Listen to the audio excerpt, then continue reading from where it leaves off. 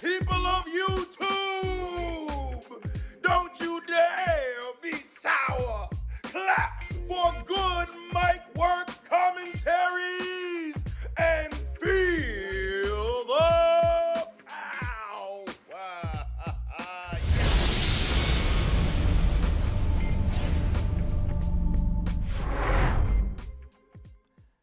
Happy Monday, y'all. What's going on? Welcome back once again for your WWE Raw review for November 1st. Holy shit, it is already November 2021. What's going on, guys? How have you been?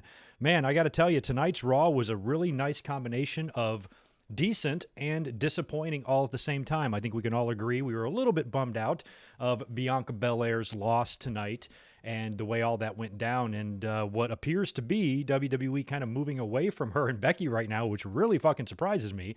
Not that they can't pick it back up, but that is a bit surprising and a bit disappointing. However, tonight was not a bad Raw in terms of in-ring wrestling. We got a lot of good stuff, including, I'd say, 4 matches that I thought were really good in the ring. Bianca and Becky was great to kick off the show. Austin Theory and Rey Mysterio was a great match. Chad Gable and Finn Balor was all kinds of fun. And the main event with Big E and Kevin Owens was pretty good too. Oh, and the No DQ with Damian Priest and T-Bar. So that's 5 really good matches that we had on tonight's show. So for the first time in a long time, even though Raw was still filled with a lot of your typical Raw nonsense like championship contender matches and beaten champions and meaningless promos that you don't pay attention to and shit like that, at least we got some good wrestling. At least we got some different matches that we haven't seen 10,000 fucking times, like Balor and Chad Gable. And overall, I thought the show was pretty decent, and it was a lot less predictable than I thought it would be. As soon as Bianca Belair and Becky Lynch opened up the show, I thought for sure that they would do the typical shit that they always do and have some sort of a disqualification or a schmoz or a restart or a ref stoppage or whatever, and they would just run it back in the main event like we've seen so many times before. But as the match went on a little further and we got 2 commercial breaks out of it, and I'm like, well, we might actually get a legit finish here, and we did. Becky got a little bit of help ripping off the what appeared to be a Velcro turnbuckle pad and ramming Bianca into it, and allowed her to roll her up and retain the title. And then a little confrontation a couple hours later backstage with Liv Morgan, implying that maybe Bianca and Becky are done, at least for the time being. Now, we'll get into the circumstances of all of this.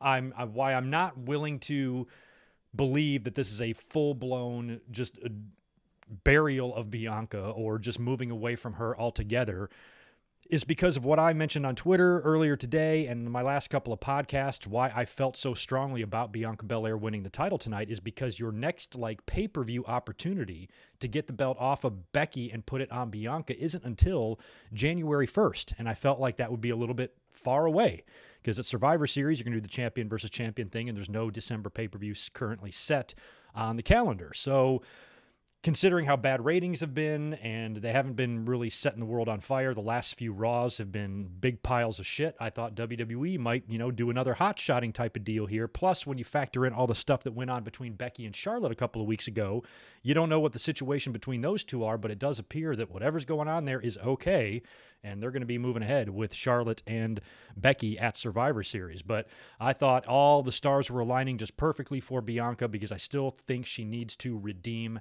that SummerSlam loss. I still think it's not out of the question that she does that. A little nervous, but I think that there's still time for her to do exactly what I laid out, in my last couple of podcasts, and that is her eventually winning back the title, and then this time maybe she goes into WrestleMania as the champion instead of the challenger and perhaps drops the belt there. So she can still win it. She can still beat Becky for it on January 1st at that pay-per-view or the Rumble, and then have a little run in the beginning of the year as champion and, drop it to somebody at Mania, or successfully defend at Mania, which is also something kind of cool. So I don't think that this is the end for Bianca by any means. I wish, yes, that she would have won tonight. However, with her losing and then, technically moving Becky on, that makes sense at least in the short term, because if you're going to continue Becky and Bianca and you want Bianca to eventually beat Becky for the title like I've been calling for since the day after SummerSlam, if you want that to happen, that's still a little ways off on the horizon, probably near the end of the year or the beginning of next year, which means you just need to chill them out for a bit so you don't have a fucking 7th-month program here. So I think Becky might take a little bit of a break from Bianca between now and Survivor Series, work with Liv Morgan, maybe beat her, go into her match with Charlotte, and then after that, we'll see. Maybe Bianca Belair will be a star in the Survivor Series. Maybe she will just completely dominate if she is on a team somewhere, dominate the women's team, and remind everybody that she is a star in the making, getting yet another shot against Becky Lynch, like I said, maybe at that January 1st pay-per-view and still winning the title. None of that is out of the question.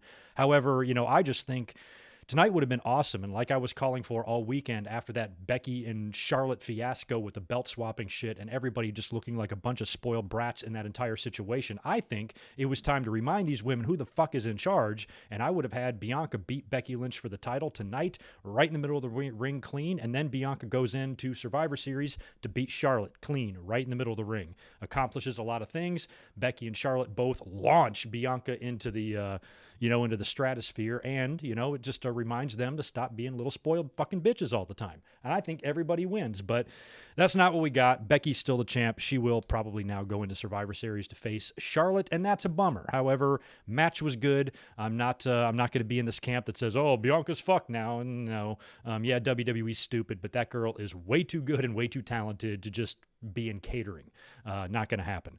So I'm still optimistic, and I still think Becky is excellent. I think, she's the top woman in the company. I like her more than Charlotte, but at the same time, it's hard to look at Bianca and, just not see LeBron James in her. She is ridiculous. So we're Team Bianca here, but I am not jumping off a cliff due to the outcome tonight, even though I'm disappointed. I definitely will admit that. I want you guys to hit me with your grades of the show in the chat, A, B, C, or D, 1 through 10.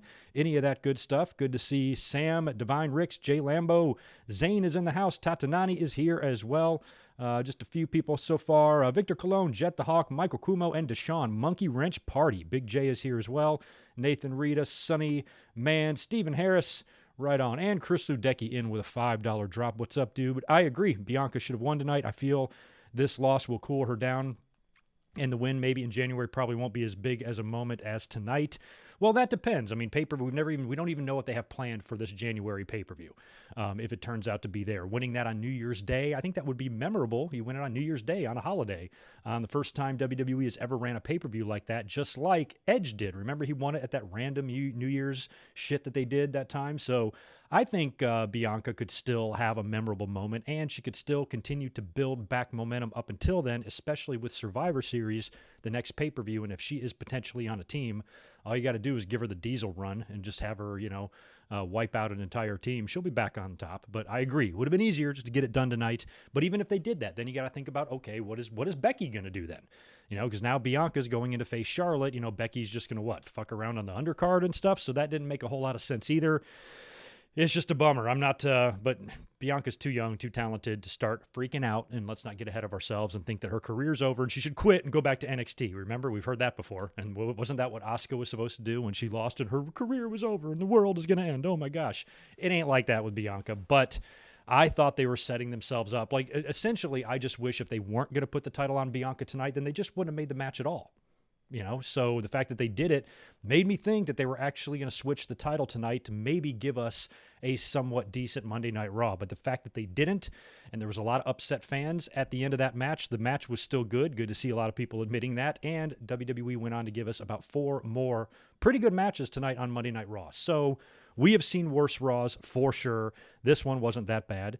And we'll talk about all of it here in a minute. 6.5 from Michael. I can give it that. 4 out of 10 from Divine Ricks. You're a little bit low. I'd go 6.57. You got a 7.5 in here, a lot of 6s. Oh, Giants and Chiefs tied 17-17, huh?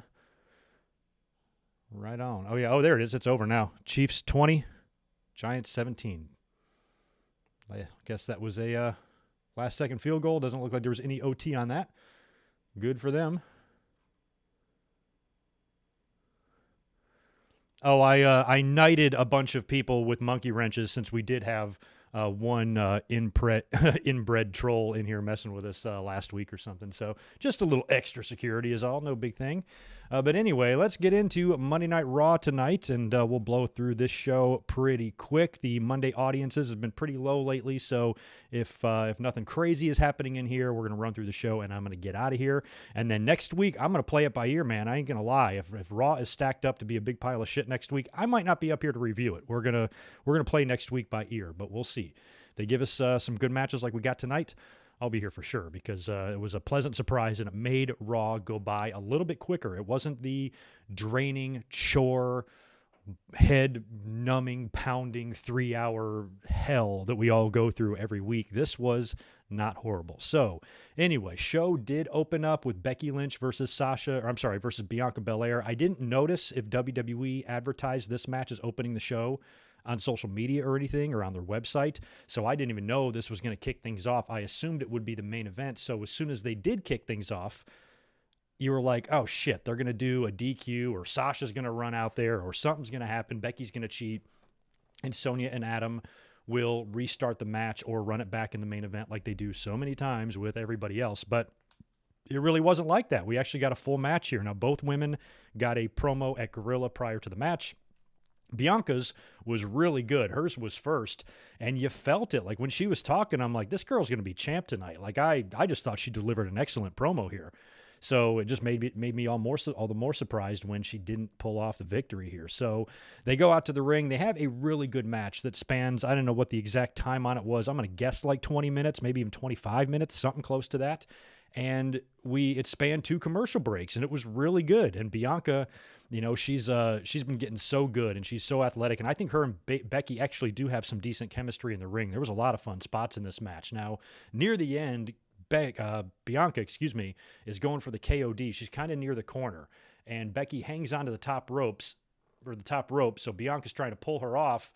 And as Becky is hanging on, she grabs a hold of the turnbuckle pad, and the pad comes off with her as Bianca pulls her off to go for the KOD. Becky then counters and shoves Bianca right into the exposed turnbuckle pad that the referee doesn't see, and then rolls her up and gets the win and escapes with her championship and retains the title.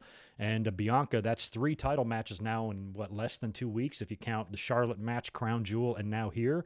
You know, I mean, she really shouldn't get a title shot again for a little while if you really think about it. But at least with Becky not winning the match clean, using, you know, the foreign object, Bianca's probably going to be a little bit upset about this, or she's going to feel like she needs to still, you know, target that title. And like Becky said later on in her promo, she said back of the line for Bianca. That might be kind of what Bianca has to do. That's why I kind of like the idea of Bianca maybe kicking some people's ass the next couple of weeks, getting some victories, and then going into Survivor Series and dominating, you know, maybe being the sole survivor of her team or something like that. Give her some crazy match. Give her a match where all of her team members are eliminated, and it's 4-on-1 or 5-on-1, depending on how many people are on the team this year, and have her beat everybody. Something like that. And then, you know, then she can come back and get another championship shot and eventually beat Becky Lynch. That's my hope. But with WWE, it certainly doesn't appear that's something we should be holding our breath on. But either way, really good championship match. I mean, we got a title match for a world championship on Raw that opened the show that was good.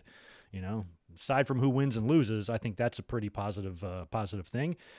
And at least we did get a finish and not a stupid, shitty DQ like we got with Bianca and Charlotte that seemed so ridiculous we could have gotten a finish there. So at least it was a finish, cheating or not. The heel won, and that made me sad. I wanted the babyface to win. So anyway, Becky's new champ, and we would hear from her later on. After that, we got Austin Theory taking on Rey Mysterio. Before the match, we got Rey and Dominic back there with Austin, and Rey's reminding young Austin who he's messing with and all these other names to try to make a name at my expense, and they can make a name for themselves at my expense. They're gone, and the Mysterio name is still here, so fuck you. They go out to the ring to have their match. Dominic is out there, of course, with Rey. He gets involved, and he winds up slapping Austin Theory, you know, causing the ref to call for the bell, and Austin Theory beats Rey Mysterio via disqualification. Austin takes a little selfie afterwards, and still these problems with Dominic and Rey seem to continue. They just need to go their separate ways. If you're going to do a turn, do it. If you're not, don't. But just this repetitive shit every single week between the two of them, it's all they're doing. Nothing's changing between the two. It's getting old. But the match was good. Austin is, I like Austin Theory. He was impressing me in NXT. He was entertaining me. He was cracking me up. I think he's got a good look. He's so young. Sky's the limit for him. And it was a pretty good match against Rey Mysterio here. Nothing to complain about there. After that, we got a Seth Rollins promo. Now, he, of course, won that big ladder match last week to win the contract for a championship match against Big E sometime down the road. Now, this is not a briefcase. You can't just cash it in at any moment. They're probably going to set a time and place for this match coming up on Raw, I would assume, in the next few weeks. So he comes out. He's got the contract. He's dancing around, and he's just saying his Seth Rollins shit. Big E then comes out. The two of them exchange words a little bit. Seth Rollins shits on Kofi Mania a bit, which Big E takes exception to. And then Big E goes ahead and just proposes that they do the championship right now, like we always hear from babyfaces. Very typical trope that you'll see in a promo. The babyface will say, let's do this right here, right now. And then the heel will go, nah, I don't feel like it. And that's exactly what happens. So Seth kind of cowers away and is like, no way, I'm not 100% after last week. Then Kevin Owens comes out, and he's got a few things to say too, and cuts a very passionate promo, most of it directed right at Seth Rollins, and even mentions how long he's going to continue to do things in the WWE, saying it could be anywhere from 3 months, wink, wink, contract's up in 3 months, or actually less than that, or 3 years, or lifetime, or whatever. So the fact that he just tossed that little hint about his contract in, I loved. Fucking loved. I'm glad that that's just, he's mentioning that. So I hope it is 3 months. I don't want him to re-sign at all. A lot of times they do re-sign when they mention their contract being up, like CM Punk did and stuff. And I'm sure WWE is making every effort they can to try to keep Owens, but I hope he bounces in 3 months. So it was kind of cool that he mentioned that a little bit, goes on to challenge Seth Rollins, I think. Rollins doesn't want to do with anything to do with either one of these guys, but then basically proposes a first-time only match, Big E versus Kevin Owens. How have these guys not wrestled before? Isn't that what they said? Did they say first-time only, or maybe first-time only on Raw? I can't recall any matches between the two of them. I'm just really surprised that there's never been one. And Big E Owens was always tight with the New Day. He was even kind of an honorary member there for a while, so they do have history, and we got ourselves a nice babyface main event to close out the show later. Then we get one of these testicle-aching, predictable championship contenders match. You knew as soon as this shit was announced that they were going to be beating some champs tonight on Raw. Carmella and the newly crowned Queen's Crown winner, Zelina Vega, taking on the tag team champions, Rhea Ripley and Nikki ASH. You had a feeling that based on Zelina just winning the crown, and she won last week, she's got a little bit of momentum, and these championship contenders matches are so dumb. And it just felt like 100% the heels were going to win. They did. They beat Rhea Ripley and Nikki ASH, and I guess that means they might be contending for the title. I don't know how I feel about them being a team, Carmella and Zelina. I mean, you need some teams, and neither one of them really have a lot to offer in a singles competitor, or a singles challenger, I should say, with the two of them. So maybe the two people that I thought would be best suited to win the Queen's Crown, Zelina ended up picking it up. Her and that, that conceited persona of Carmella, most beautiful woman shit. They actually could pair well. Maybe give them some matching outfits and a stupid name. Maybe they could be women's tag team champions. We will see. Either way, don't care. That match was the epitome. It was the epitome of annoying, and I don't care. After that, we got backstage. We go backstage to Big E, and he is approached by Otis and Chad Gable. Now, Chad Gable is talking up his legit graduation from Full Sail University, graduated valedictorian due to super smart, and he offers Big E help in his match with Owens and says, look what I did for Otis, and I'm here to help you. And I just love Chad Gable. He is fantastic. I don't understand why WWE doesn't love him as much as we do. Drives me crazy. However, tonight was a potential positive step in the right direction because they put Chad Gable in the ring with Finn Balor. Mwah, you knew that match before it even happened, before the bell even rang, that was going to be good. And it was really good, and it was competitive. And it wasn't just a squash or a showcase for Balor. Chad Gable really gave Balor a run for his money here, and it was a great match. Now, early on, Balor injures his legs when he puts up his knees when Gable was going for the moonsault and injured himself. So Gable was targeting the leg of Balor most of the match. Balor had to work on one leg, and eventually winds up winning when I think Gable goes for a superplex, hits it, and then I guess when they landed, Balor is able just to hook his legs and cradle him and quit and get a quick pin and win the match 1, 2, 3 and slide out of the ring. So the fact that that was a really good match, competitive on both sides, and Gable was really working over Finn Balor's legs strong and nearly had him beat, and finally succumbed at the end. That's good. We could see a return match, and that's a match we haven't seen 10,000 times. We probably will see it 10,000 times now. We're going to definitely get this match next week. I will bet my left nut on that, but it was fun. It was different. That's nice. That's nice. This is what we want from Raw. Give us some fun fucking matches. Chad Gable and Finn Balor. Yes, sign me up. Give us more of that. Give us more of that and less of some of the other dumb shit you do. Then we get a Dirty Dawgs backstage little segment here with Riddle. Riddle calls Bobby Roode Big Bob and says something about dogs and great dangerous and something like that, and just rambles on in his high way. In his eyes, he really did look legitimately stoned. And I'm wondering if WWE just lets him get baked before these segments. If they do, and they do allow Riddle to get completely legit actually high before he does shit, then I take back every bad thing I ever said about WWE. That's awesome. Let him be high all the time. After that, we got a nice little segment. Titus O'Neil is getting a school named after him because of all of his philanthropic work that he's been doing, and he is a wonderful human being. Everybody just loves Titus, and he's always so active in his community and giving and charitable, and he is being honored in a pretty cool way here with an entire school named after him. Awesome, Titus O'Neil. You're the man. Then we get Street Profits taking on Dirty Dawgs here. I forgot if this, I don't think this is a championship or a number one contenders match. I don't know what the fuck it is. It's just a tag team match. RK Bro is out there on commentary. What did you guys think of the mashup? This is the first week I think we've heard the Riddle and Randy Orton mashup. Two very different songs. It's going to be hard to combine those, but they did.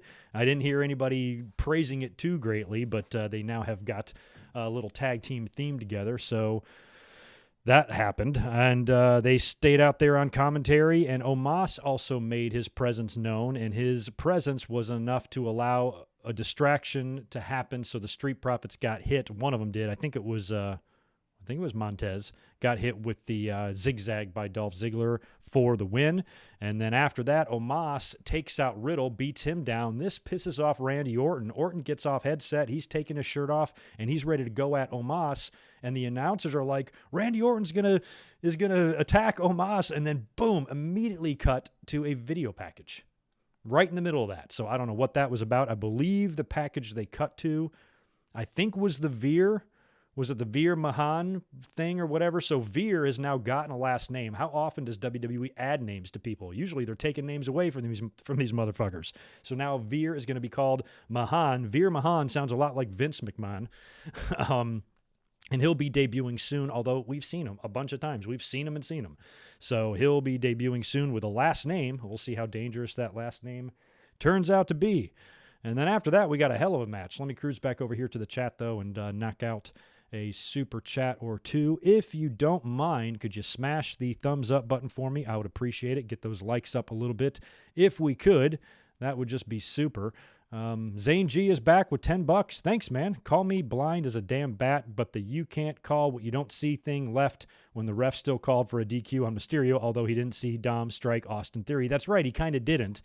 Yeah, I don't think anybody liked. I'm glad that we got a finish out of Bianca and Becky, but I don't think many enjoyed the way it was pulled off. But you know what?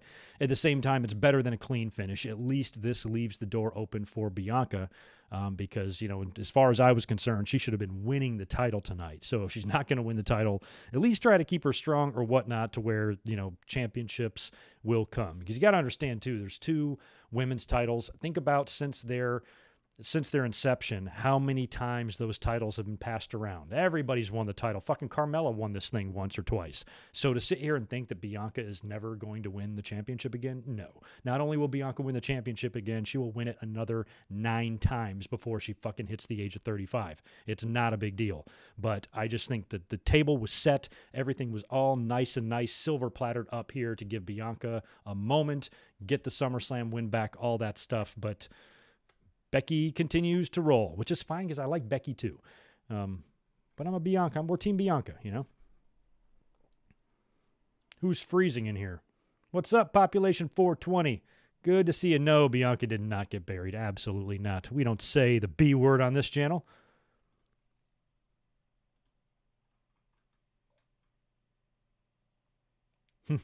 I want to know where Seth buys his suits. I think we had heard, he said Becky helps him find that shit. They are a thing of beauty, man.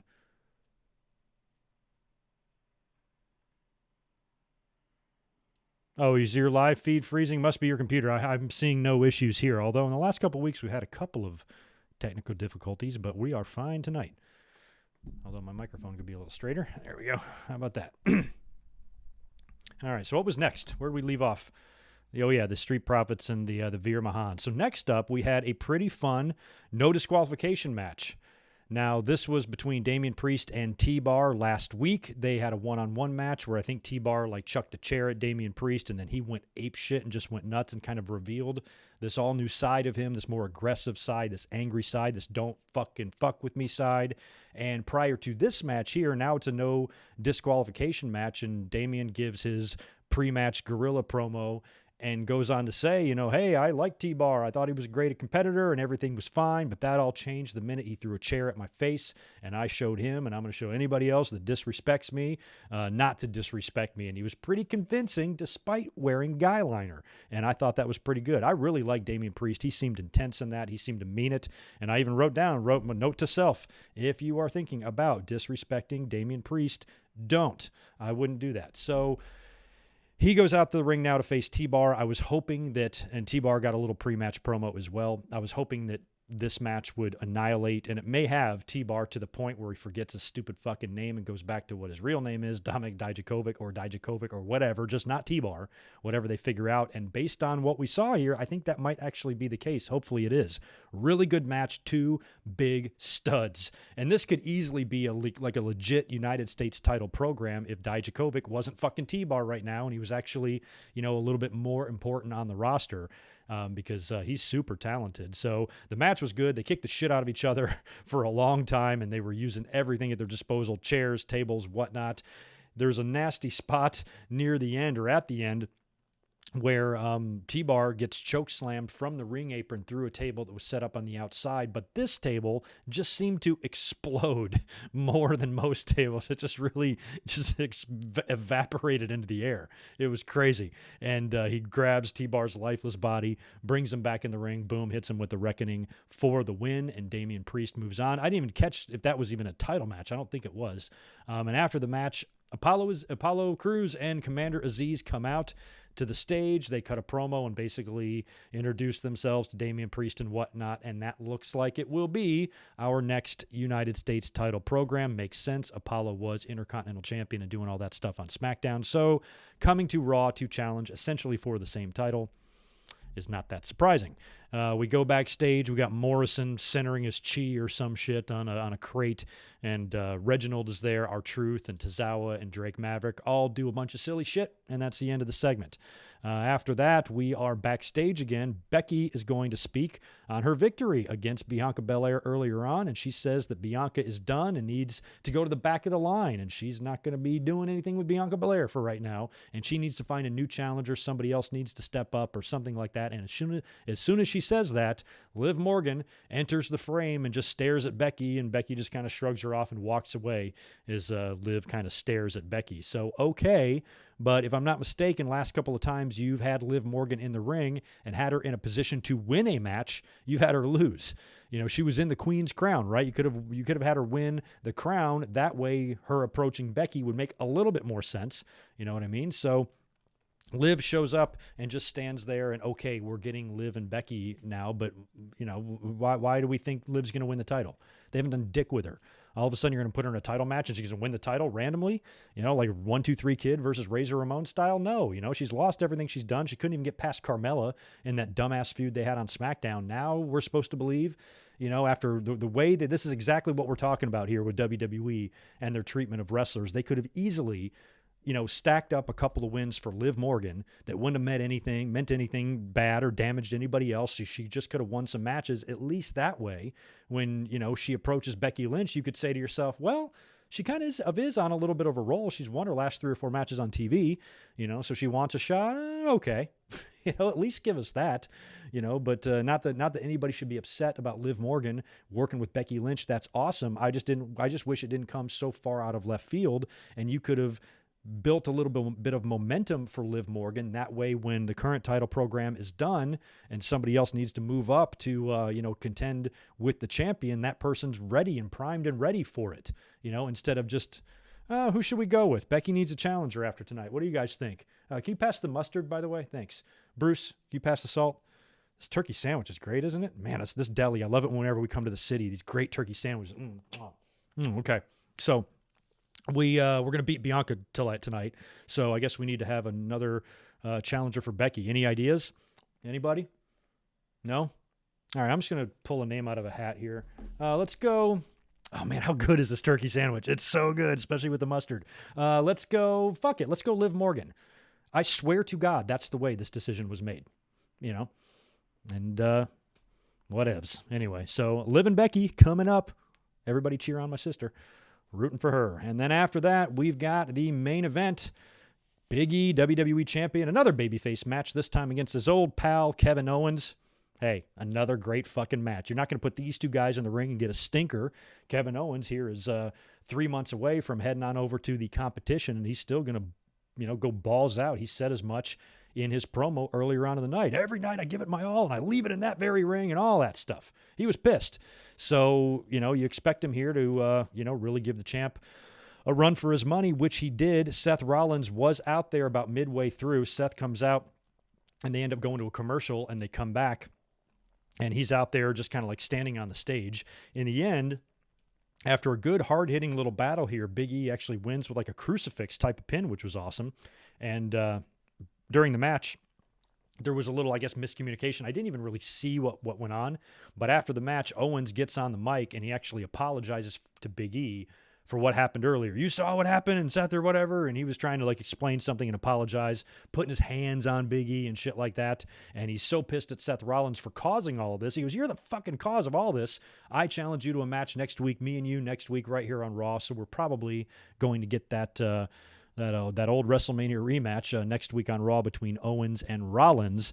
And then after that, Owens continues to attempt to apologize to Big E. He is not seeming very receptive here, and Big E actually lifts Owens up and nails him with the big ending to close the show.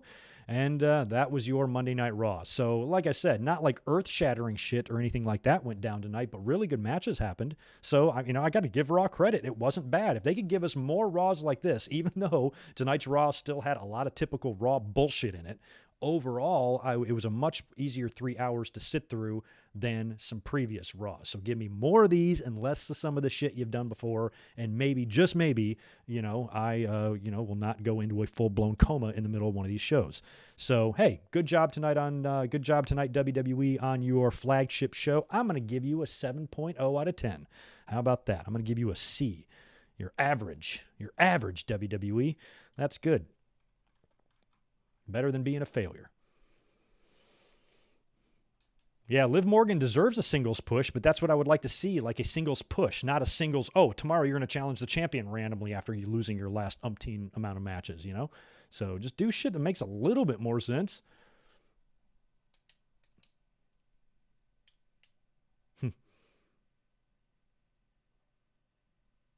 Yeah, well, the wins and losses don't matter in WWE is only true to a point. They do matter. They just don't matter to the point where it does in AEW, where you're tallying this shit up.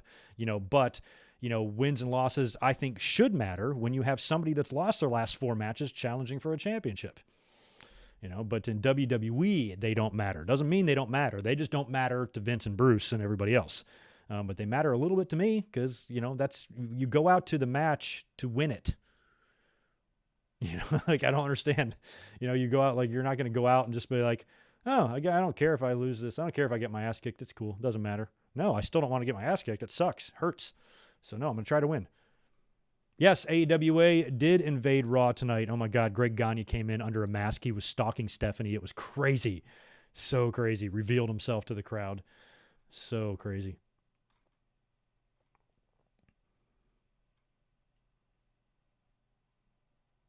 Oh, I did forget Zelina's British accent. They did do a little backstage deal with the two of them. They were walking backstage. Oh, that was when they set up the match. That's what it was. It was earlier in the day. So way earlier in the day, or like around lunchtime, Nikki ASH just walks around with her superhero shit on. So the four of them kind of meet up in the hallway or whatever, and they talk a little bit of smack. And Carmella and Zelina wind up, I think, challenging the champs or vice versa, and then they agree, and they say, okay, we're going to meet you tonight. Championship contenders match. They got to drop that shit. That is so irritating. Championship contenders match. Stop beating your champions all the time. There's got to be a better way, to figure out contenders instead of just pulling it out of your ass every morning like they seem to do. But, hell, last week's the FS1 SmackDown wasn't wonderful and stuff, so it was good to see kind of a solid Raw. Would have liked to get a better outcome out of that Bianca Belair match. We just really love her and was hoping for the best with her, but hey, what can you do? At least we got some decent wrestling and we got some new matches, which is all very nice.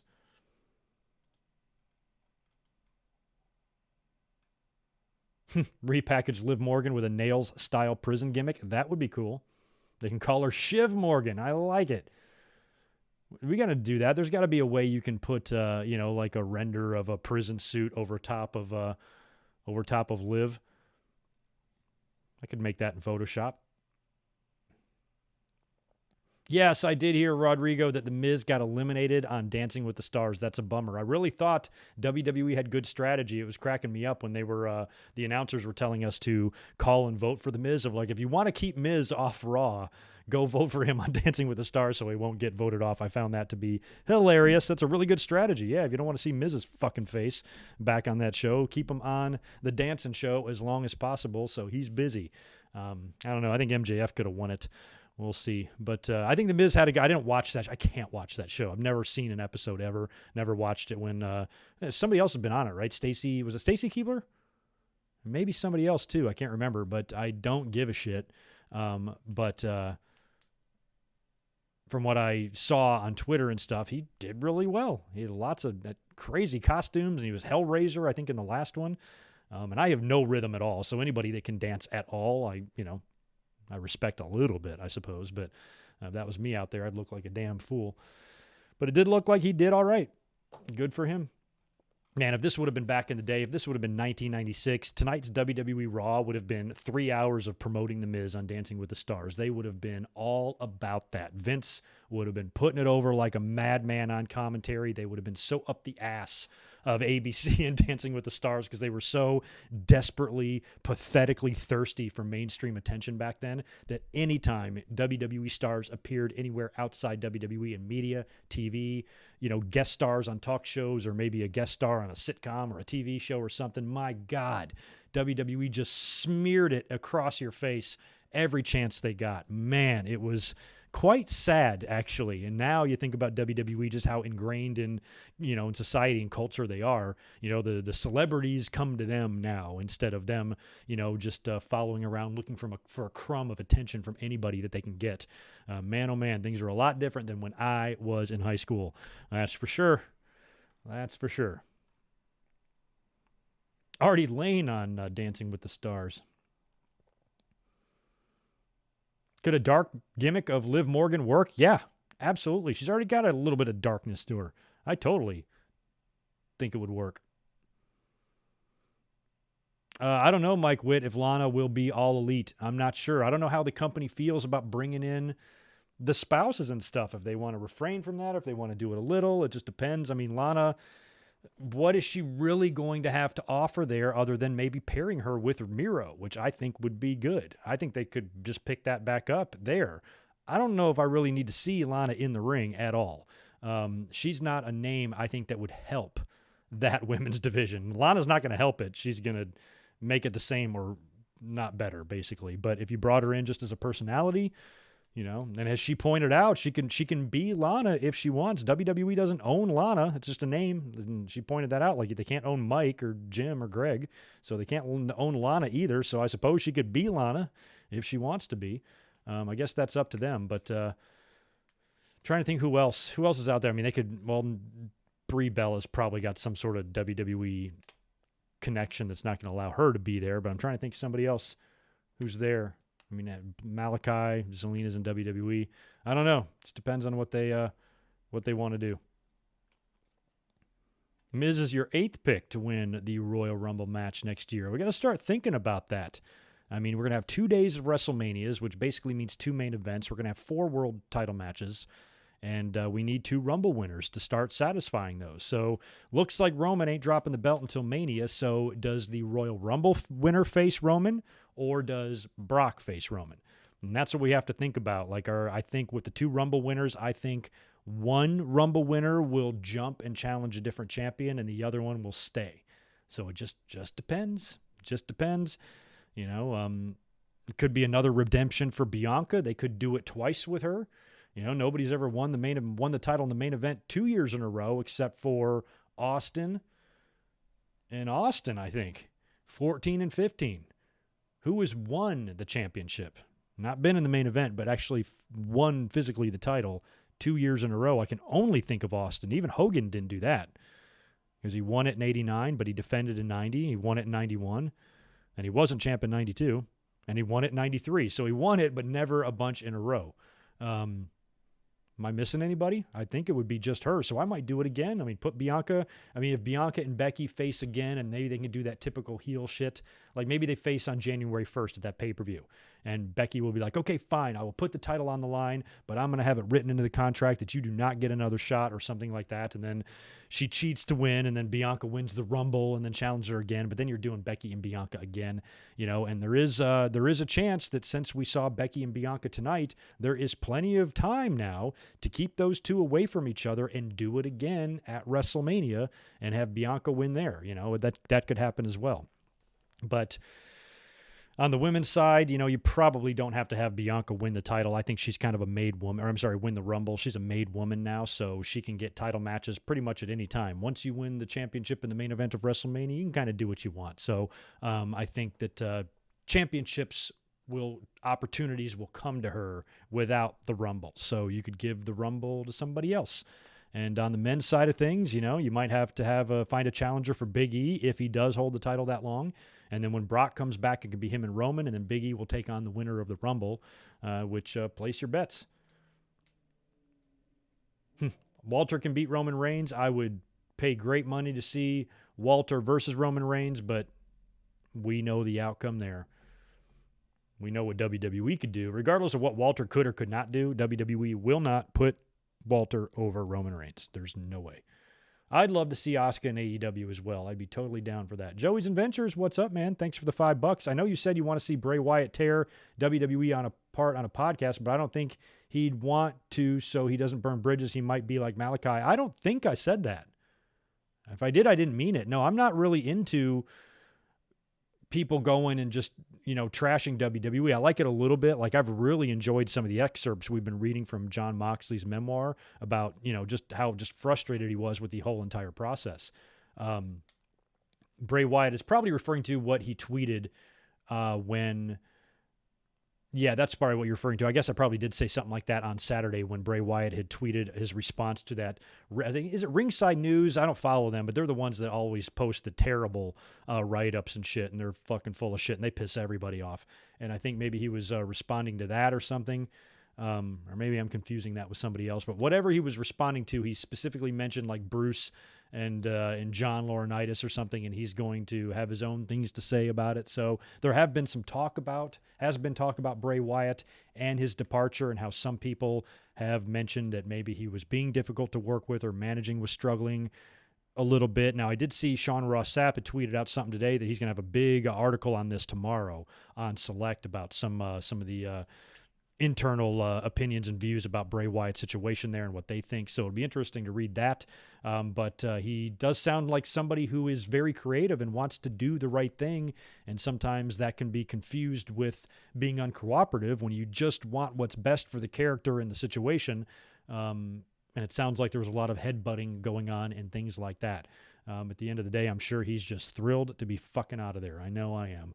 What's up, Reese Jones? Our man Reese over here is our sponsor for our next Patreon sponsored review, and we're going to be talking about transitional champions. Working on it right now. Already got all the animation and graphics and bullshit done. I've got notes made. Just need to record that bitch sometime this week, and it's going to be a good one. Reese, thanks again, man. You're back with the good super chat, and Taker won back-to-back titles 23 and 24. Thank you. He did. That's right. Batista and Edge. They both weren't main events, though, right? But that probably doesn't matter. The likelihood of Bianca closing out a show again might be kind of low. They might have her win. Maybe they might put Bianca, like this is all hypothetical. If Bianca is going to go and win the title again at WrestleMania, I bet you she wins it on the undercard of night 2 instead of main event night 1 like she did last year. That would be my pick or my prediction.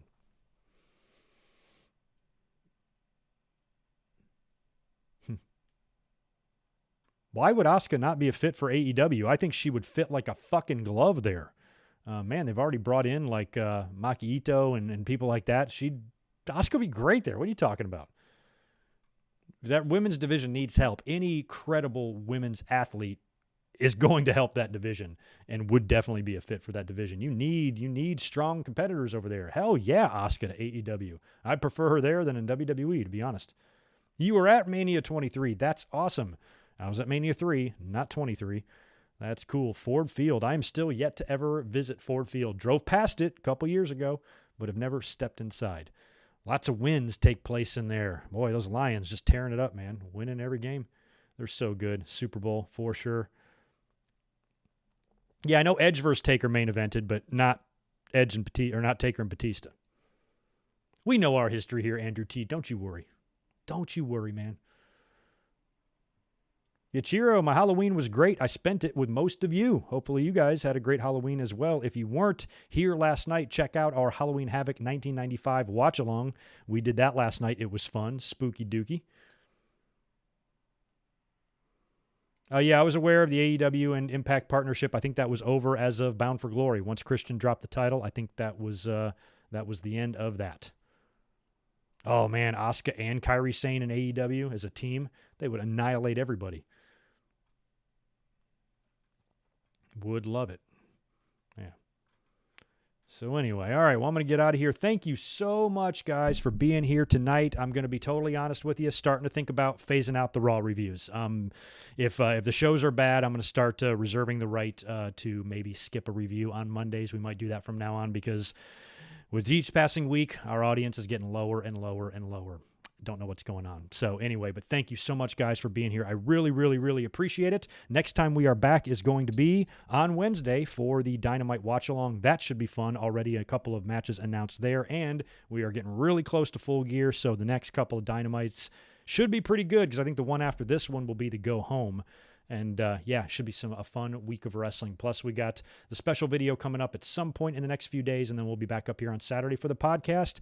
And we're going to start Survivor Series watch-alongs on Sunday. So start hitting me with your suggestions. Send them to me on Twitter, whatever. We're going to start with the Survivor Series watch-along 1 week from yesterday, this coming Sunday. And we'll find a fun one. Maybe 1996. We're coming up on the 25th anniversary of that one, or we might wait a couple more weeks before we do 1996. But that will definitely be one. So we'll see. Anyway, you guys have a great rest of your Monday and enjoy the next 48 hours, and I'll catch you right back here on Wednesday for Dynamite. Y'all be good. Peace.